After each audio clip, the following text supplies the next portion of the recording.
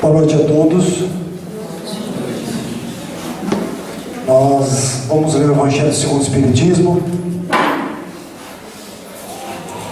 O capítulo é amar ao próximo como a si mesmo. Nós estamos no segundo tópico, que é dai a César o que é de César e a Deus o que é de Deus. Então os fariseus, tendo se retirado, decidiram entre si surpreendê-lo em suas palavras. Mandaram-lhe, pois, seus discípulos, com os herodianos, dizer-lhe: Senhor, sabemos que sois verdadeiro e que ensinais o caminho de Deus pela verdade, sem considerar a quem quer que seja. Por que não considerais a pessoa dos homens? Dizei-nos, pois, o vosso conselho sobre isto. É-nos permitido pagar o tributo a César ou de não pagá-lo? Mas Jesus, conhecendo a sua malícia, lhe disse: Hipócritas, por que me tentais? Mostrai-me a peça de dinheiro que se dá para o tributo. E tendo eles lhe apresentado uma moeda, Jesus lhes disse: De quem é esta imagem e esta inscrição? De César, disseram-lhe. Então Jesus lhes respondeu: Dai, pois, a César o que é de César e a Deus o que é de Deus. Tendo ouvido falar dessa maneira, admiraram sua resposta e, deixando, se retiraram. Isso está em São Marcos, capítulo 22, versículo 15 a 22, São Mateus e São Marcos, capítulo 7, versículo 13 a 17. A questão proposta a Jesus era motivada pela circunstância de que os judeus, tendo horror ao tributo que lhes era imposto pelos romanos, dela fizeram uma questão religiosa. Um partido numeroso se formara para repelir o imposto. O pagamento do tributo era, pois, para eles uma questão irritante e atual, sem a qual a pergunta feita a Jesus: é-nos permitido pagar ou de não pagar o tributo a César?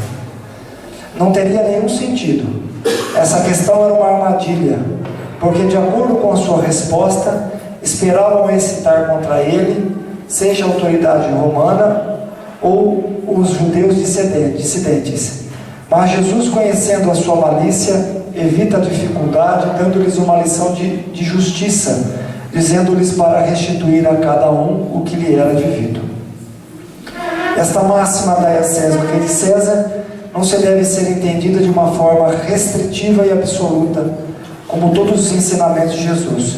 É um princípio geral resumido sob uma forma prática e usual e deduzida de uma circunstância particular.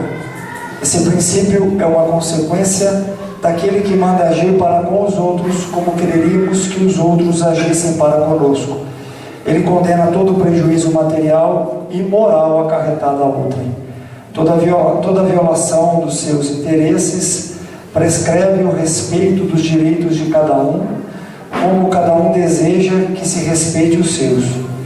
Entende-se ao cumprimento dos deveres contraídos para com a família, a sociedade, a autoridade, assim como para com os indivíduos.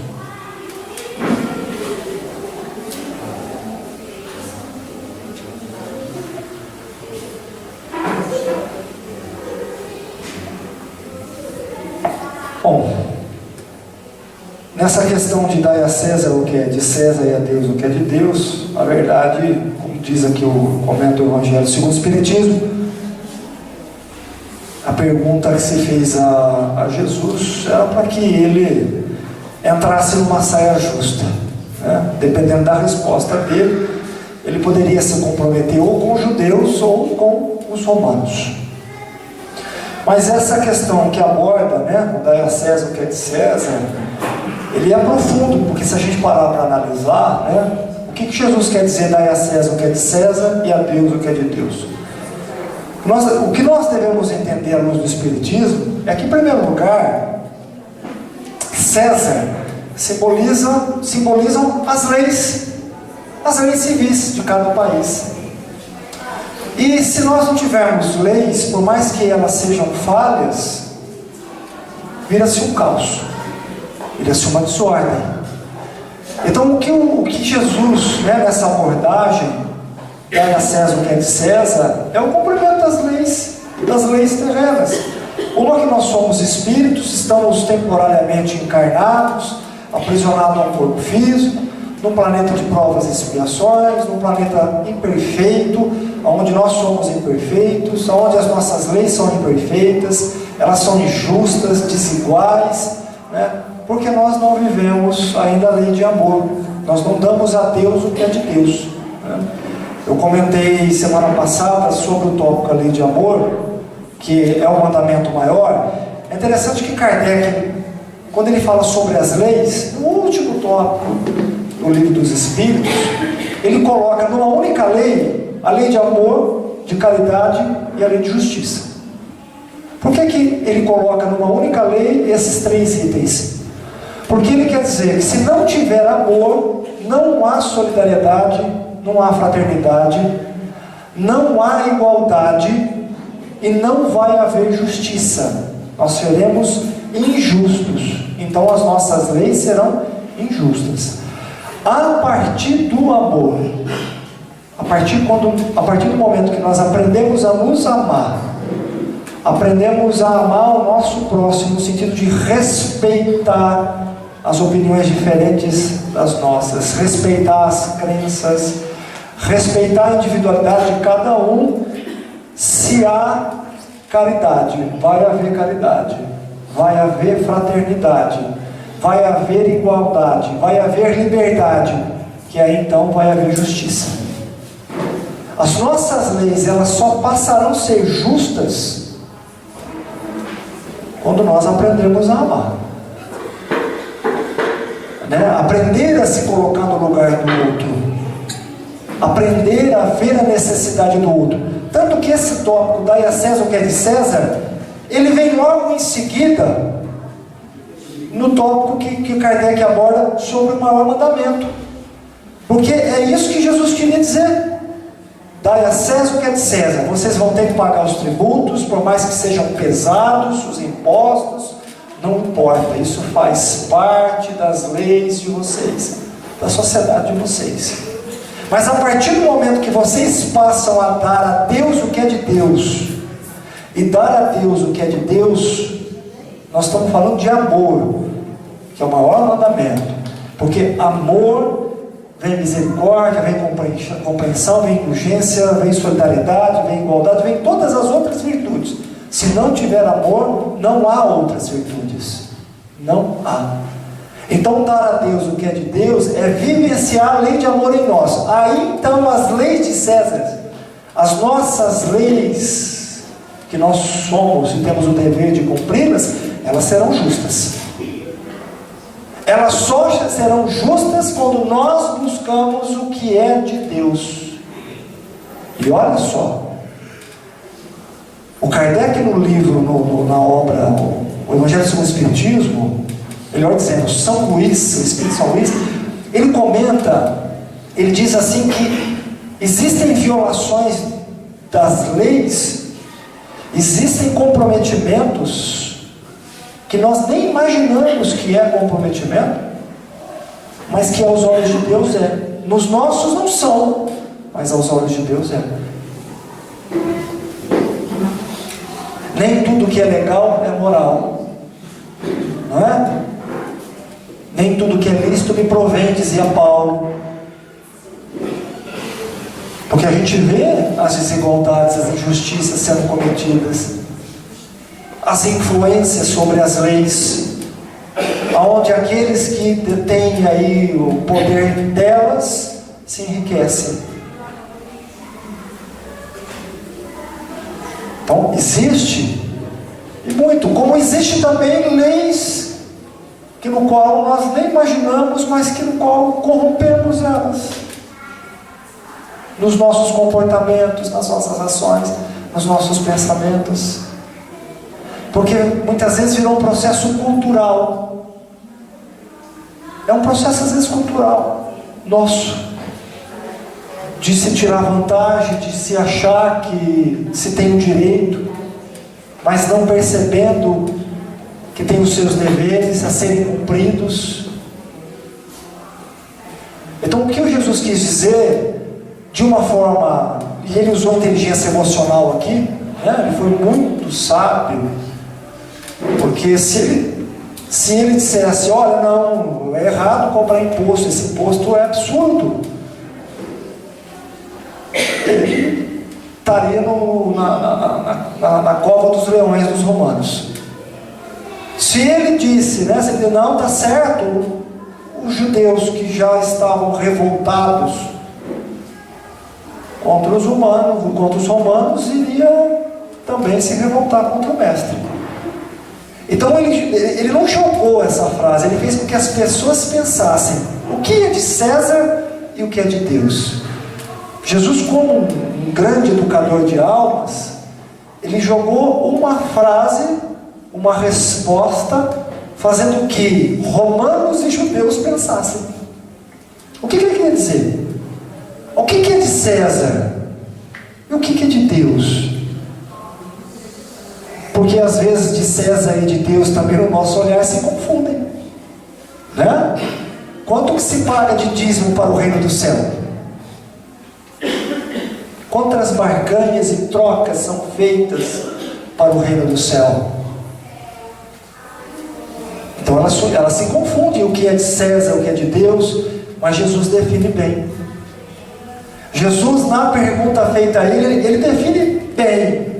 Paga-se sim os tributos, são necessários, fazem parte do aprendizado de vocês, fazem parte do processo, mesmo que gere sofrimento, gere injustiça, mas nós vamos ter que aprender que esse sofrimento e essa injustiça se deve ainda pela nossa imperfeição e se deve ainda por não amarmos a Deus e não amarmos nem a nós nem o próximo. Por isso que nós não conseguimos dar a Deus o que é de Deus. Então, quando nós buscamos dar a Deus o que é de Deus, que é a compreensão das leis espirituais, a compreensão dessa vida terrena, que essa vida terrena não nos pertence, nós estamos de passagem, né? Nós estamos aqui nesse planeta escola como um aprendizado.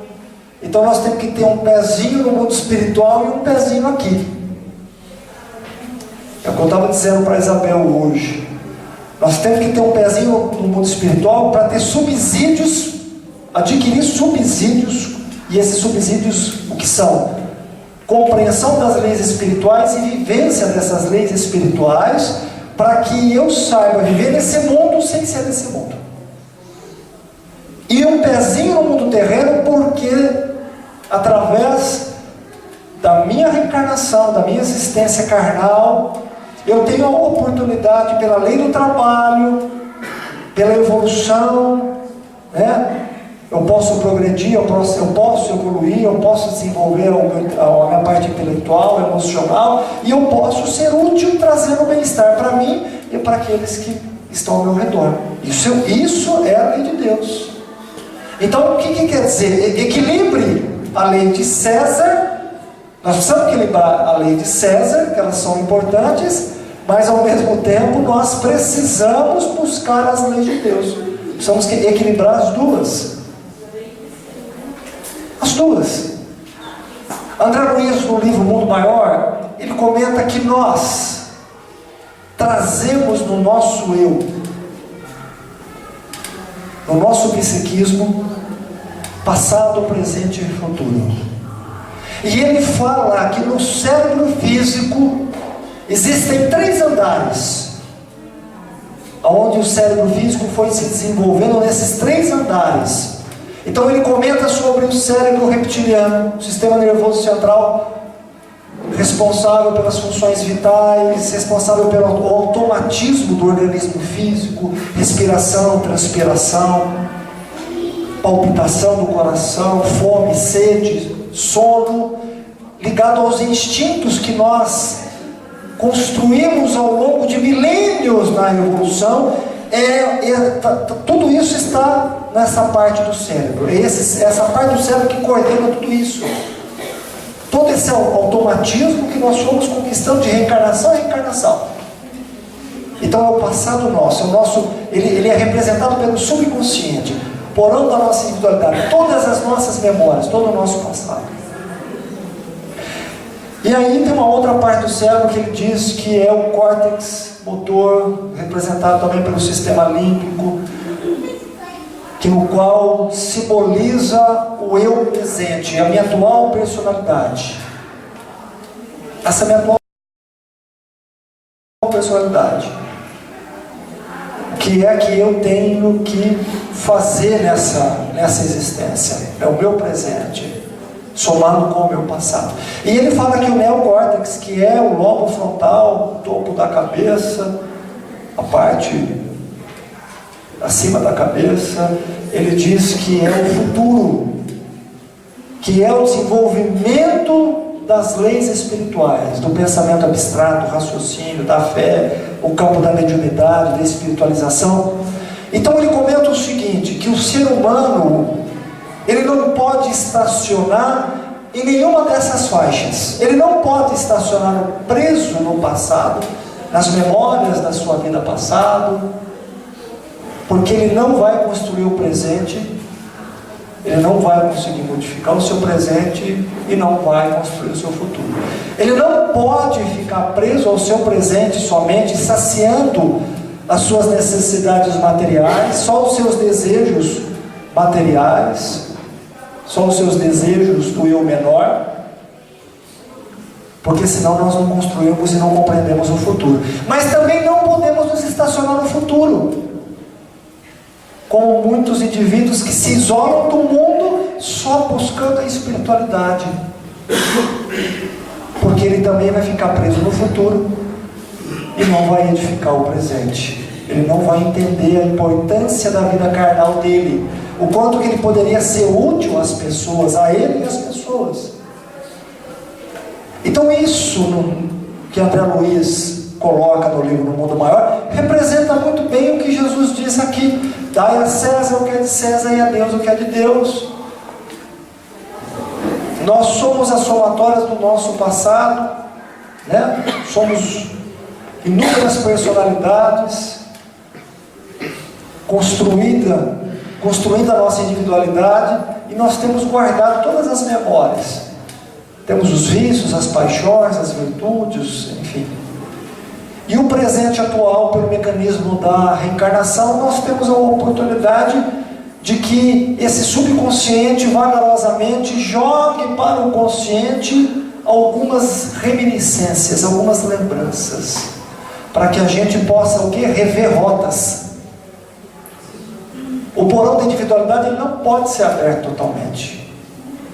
Tem que submergir algumas memórias, para que a gente possa fazer uma autoanálise dos nossos vícios, de quem somos.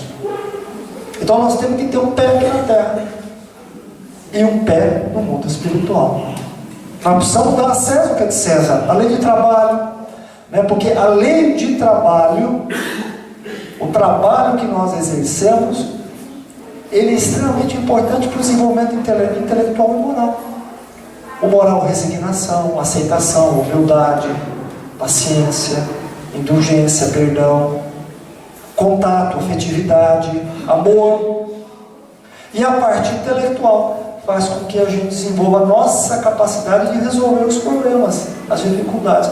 Não só problemas no campo técnico, mas também de ordem afetiva. Que a gente saiba e aprenda a se relacionar com as pessoas, que é extremamente importante. Então não adianta só buscarmos o reino do céu, porque nós estamos também no reino da terra. Mas é necessário que no reino da terra possamos desenvolver o reino do céu em nós.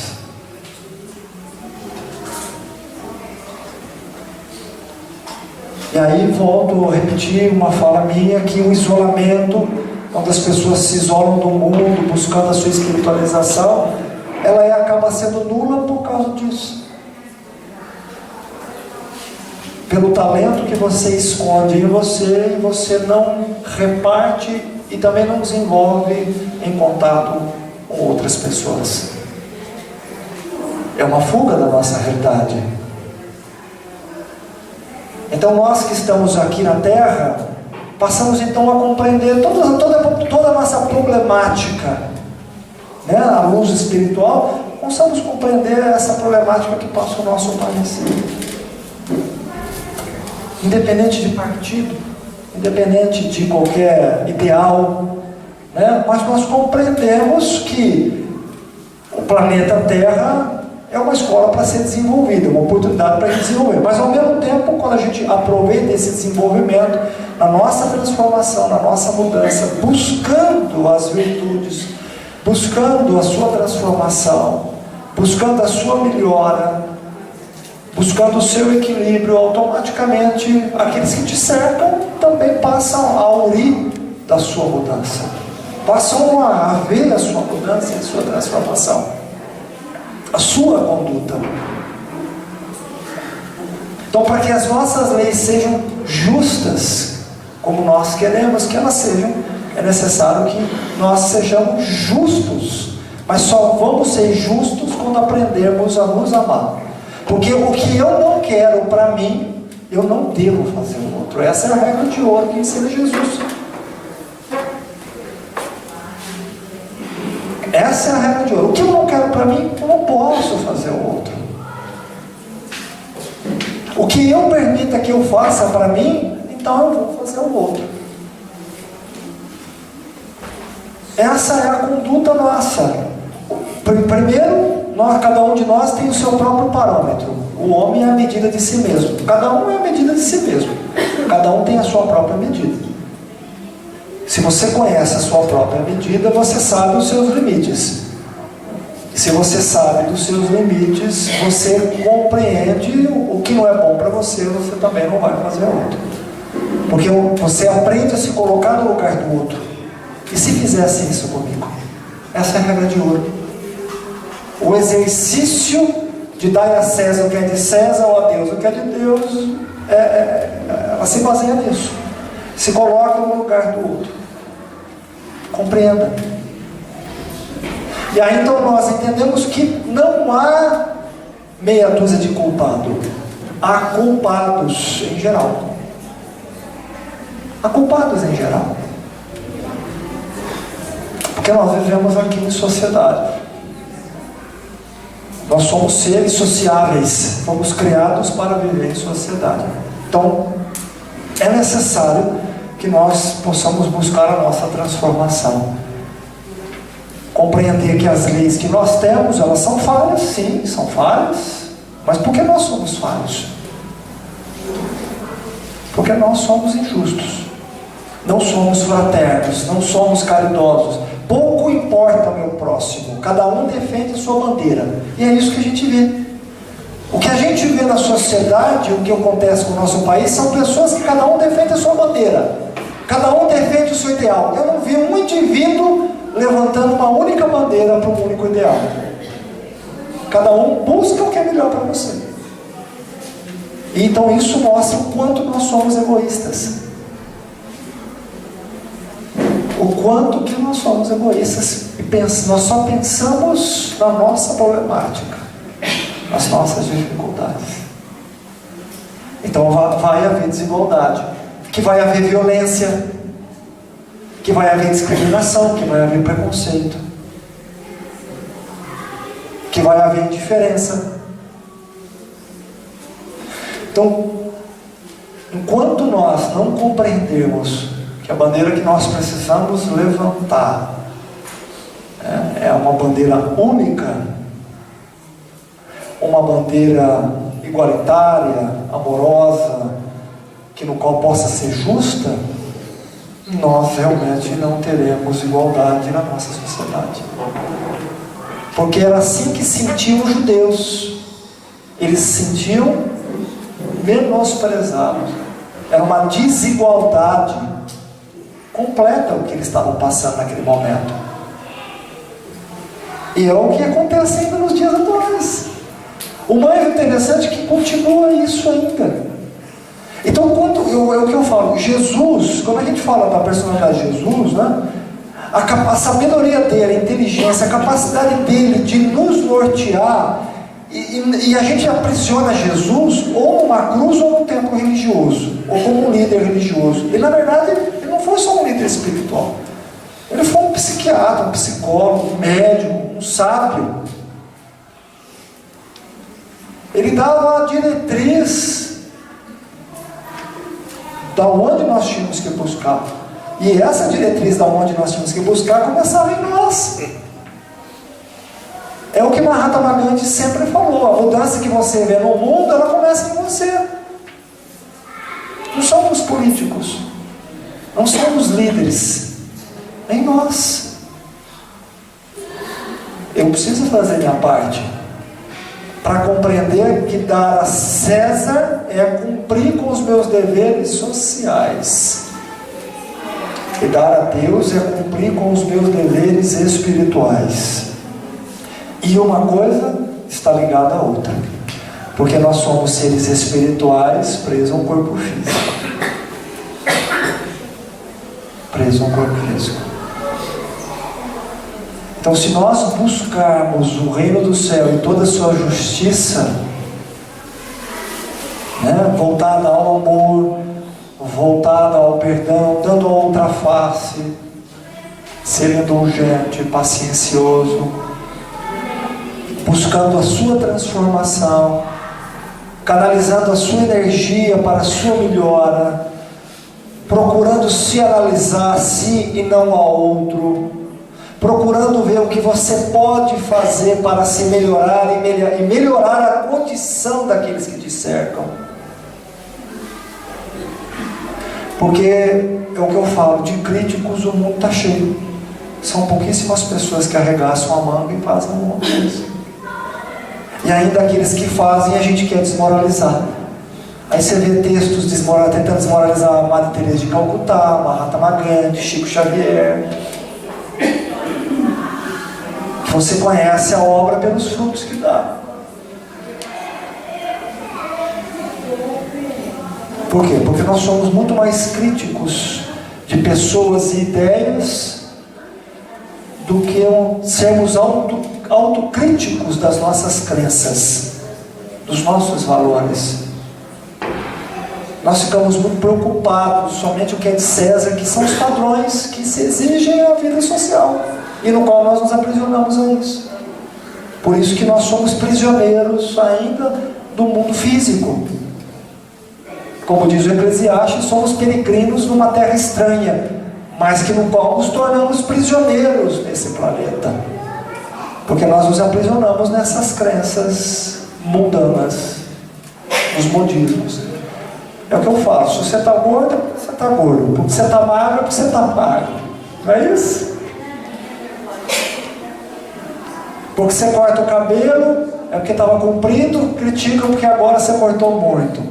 Então, na verdade, nós não queremos agradar ninguém. E o que Jesus queria dizer aqui é que ele não iria agradar. A resposta que ele fosse dar não iria agradar ninguém. A resposta que ele deu foi o que as pessoas pensassem. Foi uma resposta refletiva, como Sócrates assim fazia também. Fazia com que as pessoas pensassem, analisassem seu comportamento, suas crenças, seus valores. Porque a gente vive reclamando de tudo. Nada está bom, não é? Nada está bom. Sabe por que nada está bom e a gente vive reclamando de tudo? Porque é um vazio enorme em nós. Porque nós somos prisioneiros. Nós não nos demos a liberdade de aceitarmos o que nós somos. O que somos, o que pensamos, o que sentimos.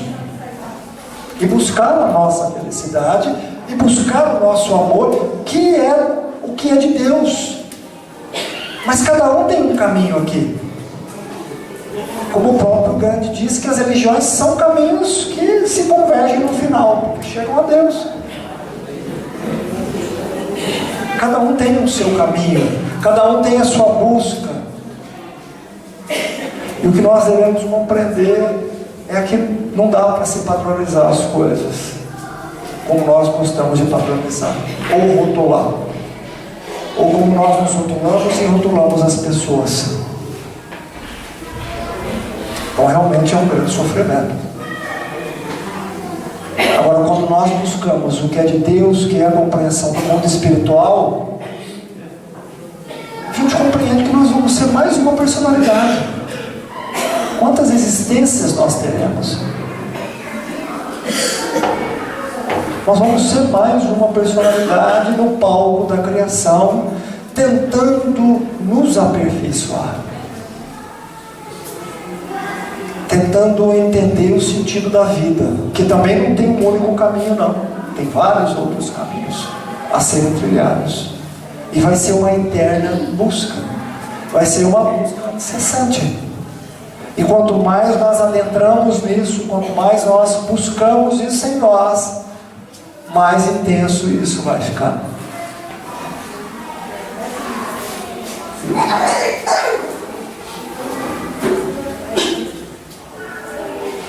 Por isso que coloca-se aqui no Evangelho que esta máxima da César, o que é de César, não se deve ser entendida de uma forma restritiva absoluta. Ela é extremamente profunda, porque faz a gente pensar.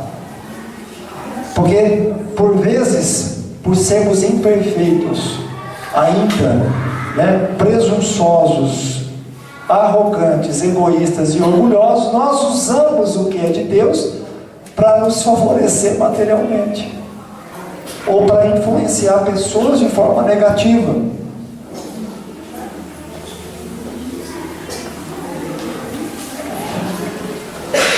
Alguém quer perguntar ou colocar alguma coisa?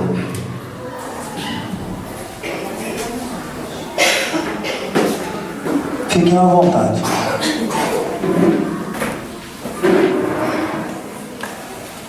Eu gostaria de ler um poema de Carlos Drummond de Andrade, um poema lindo, que tudo que vem dele é lindo, né?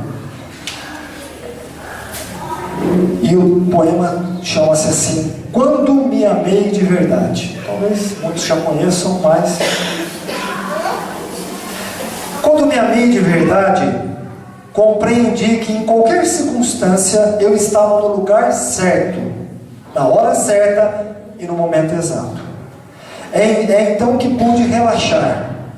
Hoje eu sei que isso tem nome: autoestima. Quando me amei de verdade, pude perceber que a minha angústia, meu sofrimento emocional não passa de um sinal de que estou indo contra as minhas verdades. Hoje eu sei que isso é autenticidade. Quando me amei de verdade, parei de desejar que a minha vida fosse diferente e comecei a ver que tudo o que acontece contribui para o meu crescimento. Hoje chamo isso de amadurecimento. Quando me amei de verdade, comecei a perceber como é ofensivo tentar forçar alguma situação ou alguém apenas para realizar aquilo que desejo, mesmo sabendo que não é o momento ou a pessoa não está preparada, inclusive eu mesmo. Hoje eu sei que o nome disso é respeito. Quando me amei de verdade, comecei a me livrar de tudo que não fosse saudável, pessoas, tarefas, tudo e qualquer coisa que me pusesse para baixo. De início, minha razão chamou essa atitude de egoísmo. Hoje eu sei que se chama amor próprio. Quando me amei de verdade, deixei de temer meu tempo livre e desisti de fazer grandes planos. Abandonei os projetos megalomanos de futuro. Hoje faço o que acho certo, o que gosto, quando quero e no meu próprio ritmo. Hoje eu sei que isso é simplicidade. Quando me amei de verdade, desisti de querer ter sempre razão. E com isso, errei muito menos vezes. Hoje eu descobri que isso se chama humildade. Quando me amei de verdade, desisti de ficar revivendo o passado e de me preocupar com o futuro. Agora me mantenho no presente, que é onde a vida acontece. Hoje vivo um dia de cada vez.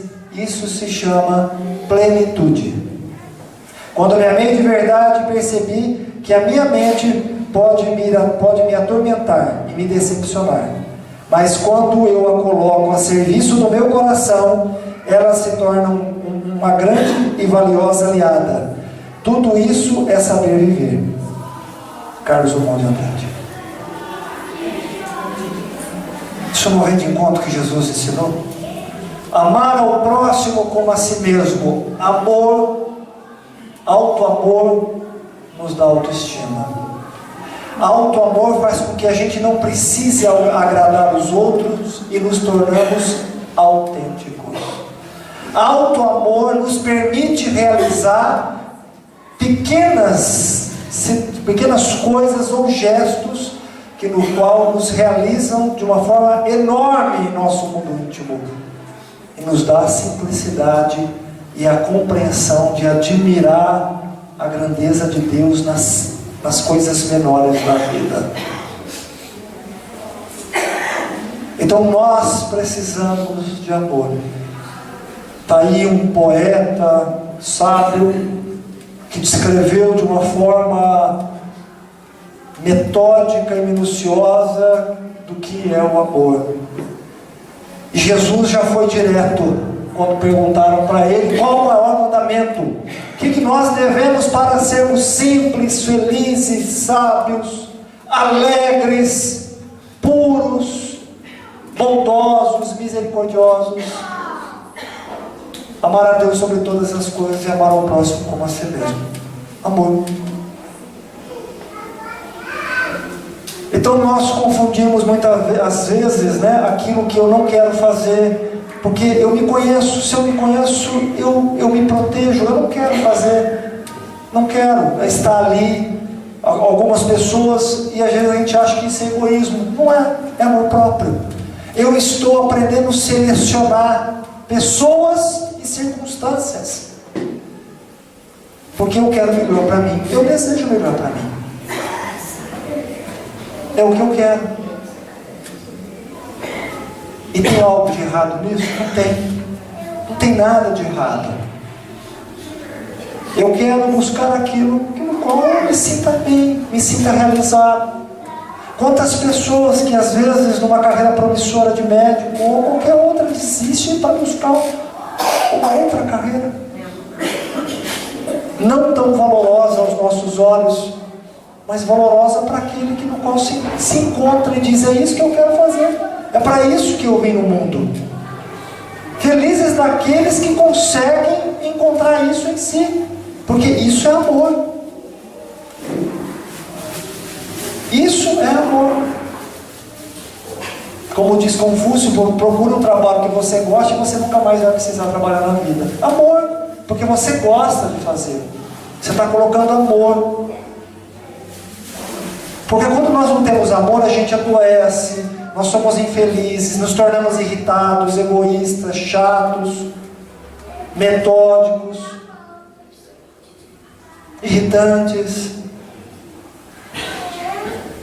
Nos tornamos pessimistas, vitimistas. Tudo é queixa, tudo é reclamação. É igual aquela história do ipê amarelo, ou rosa, ou lilás, que simboliza ali duas pessoas vendo. Um diz quanta sujeira faz, o outro diz: olha que beleza. O amor está nos olhos de quem enxerga isso, de quem vê.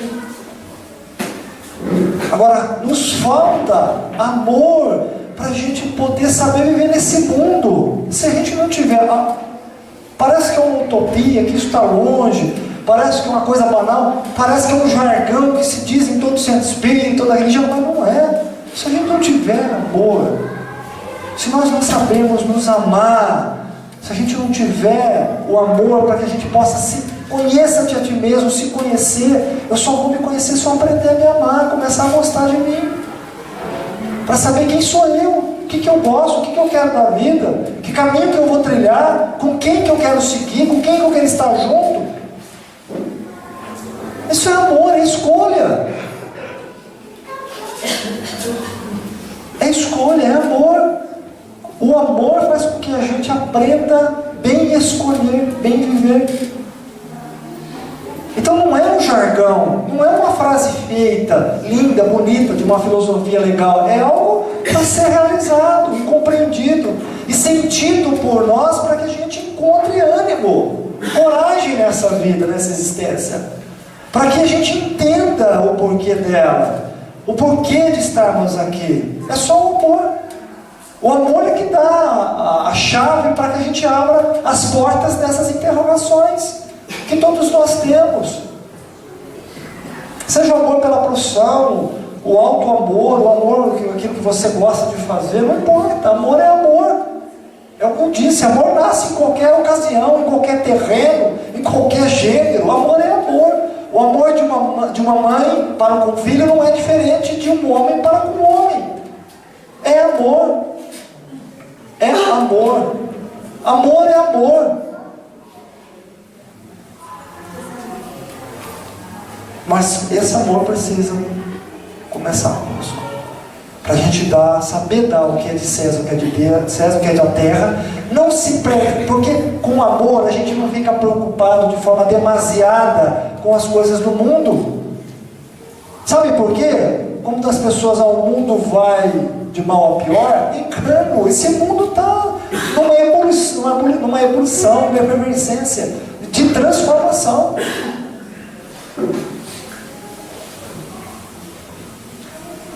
Aonde eu enxergo todas as dificuldades que a gente está passando, mas ainda enxergo uma grande liberdade que as pessoas têm de se manifestar.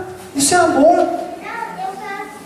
Por mais que cada um levante a sua bandeira, mas é uma forma de se manifestar, é uma forma de buscar esse entendimento. Mas a gente precisa desse sentimento, não banalizá-lo como nós banalizamos e nem colocar no ápice um patamar muito difícil, mas compreender que começa conosco. Se eu quero ser feliz aqui, eu preciso me amar. Se eu quero viver bem nesse planeta, eu preciso me amar. Eu preciso buscar o amor que me motive, o amor que me dê essa força, esse entusiasmo perante a vida, para que eu possa conseguir enxergar esse lado positivista da vida que tem. Será que só o Dalai Lama enxerga essa maneira de ver? Só o Divaldo enxerga? Será que nós não conseguimos sentir também, enxergar? Mas a gente precisa vivenciar tudo isso conosco, para a gente deixar um pouquinho as coisas de César aqui, porque a gente valoriza muitas coisas materiais demais. É uma valorização da autoimagem que não tem tamanho que nós estamos vivendo. Uma valorização do ego que não tem tamanho. E nós esquecemos de valorizar o nosso eu, o nosso íntimo, os meus sonhos, aquilo que realmente eu sou, aquilo que eu gostaria de ser, não aquilo que do que as pessoas gostariam que eu fizesse. Para que a gente possa se amar e se aceitar.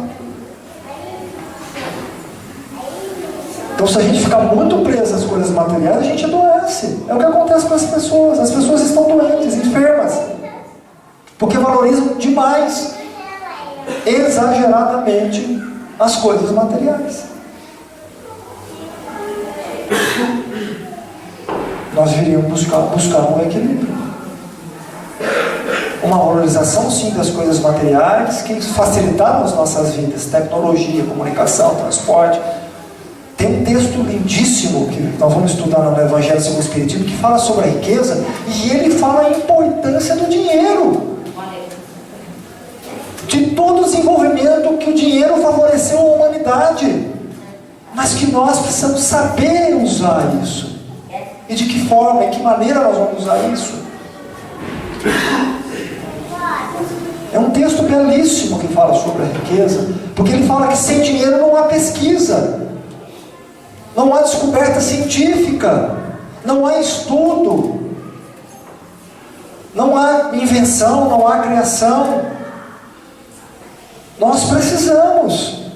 O dinheiro não é ruim, as coisas materiais não são ruins, a tecnologia não é ruim. Somos nós que usamos de maneira, às vezes, ruim, para o mal, para aquilo que destrói, para aquilo que enobrece, o preconceito, a autodestruição, o sarcasmo. E aí nós temos a liberdade de escolher tudo isso. Então nós vivemos nesse mundo, precisamos do entretenimento, do bem-estar, tudo isso é extremamente importante, salutar, mas também é necessário que a gente entenda que nós somos espíritos imortais e que uma hora nós não vamos estar mais aqui. E aí, se a gente não tiver subsídio para a vida espiritual, conhecimento para a vida espiritual, como é que eu vou compreender esse mundo que eu vou adentrar? E que eu possa viver bem lá também. A gente tem que saber viver bem, dar a César o que é de César e a Deus o que é de Deus. É o que Jesus falava, saber viver bem em qualquer condição. E ele ensinou isso. Ele encarnou no planeta primitivo e deu exemplo disso. Eu vou respeitar suas leis, eu vou respeitar os seus costumes, e é assim que ele fez. É assim que Jesus o fez. Respeitou as leis, respeitou os costumes. Por mais que alguns costumes e tradições, ele fez com que as pessoas revessem essas crenças, pensassem, analisassem. Mas ele nunca criticou, ele nunca condenou nada. E ainda se permitiu ser julgado pelas nossas leis. Imperfeitas, injustas, e leis essas que condenaram o construtor do nosso planeta. Pior é isso. Leis essas nossas que condenou aquele que construiu o nosso planeta, a nossa moradia. É duro, não? E ele se permitiu. Ele se permitiu. Então ele ensinou, vou dar a César o que é de César, sim. Eu vou permitir ser julgado pelas suas leis, eu vou permitir passar tudo por que vocês passam. Porque ele sentiu todas as aflições humanas. Ele sentiu sim as aflições humanas. E tanto que ele fala, eu venci o mundo. Eu ensinei a vocês a vencerem o mundo terreno. Porque eu passei, eu dei exemplo. Ele foi exemplo. Para nos ensinar a dar a Deus o que é de Deus.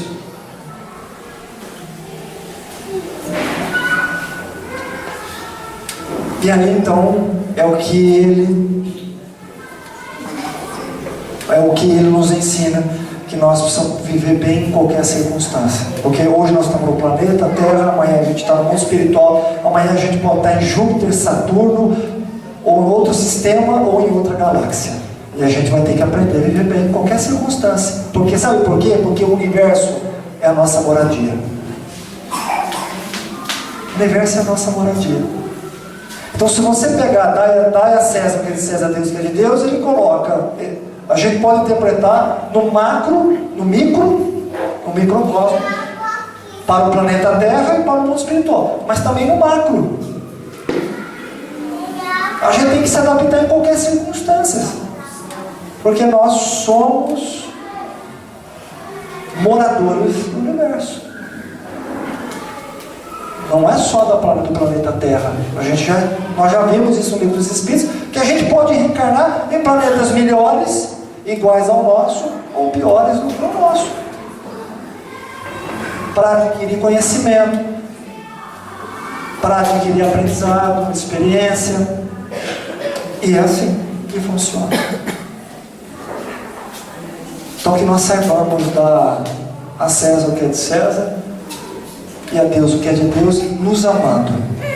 Porque Kardec não dá ponto sem nó. Quando ele começa um capítulo, se a gente pegar a pedagogia de Kardec e estudar tópico a tópico, ele liga tópico a tópico. E ele faz isso como ninguém. Ele liga tópico a tópico. Uma coisa está ligada a outra. Ele não colocou dai a César o que é de César aqui à toa. Ele fez uma ligação, uma ponte com o maior mandamento, que depois nós vamos estudar Instruções dos Espíritos sobre a Lei de Amor. Então nós precisamos saber bem viver nesse planeta e ter alegria de viver aqui, viu, pessoal? Eu concordo que a felicidade não é deste mundo. Felicidade plena não é. Mas a gente pode ser feliz aqui sim. E nós temos o dever de construir essa felicidade em nós, porque a felicidade é um estado de espírito. É um estado de espírito. Exercito isso, por mais que eu possa passar por turbulências, nada tira a minha paz e o meu entusiasmo perante a vida.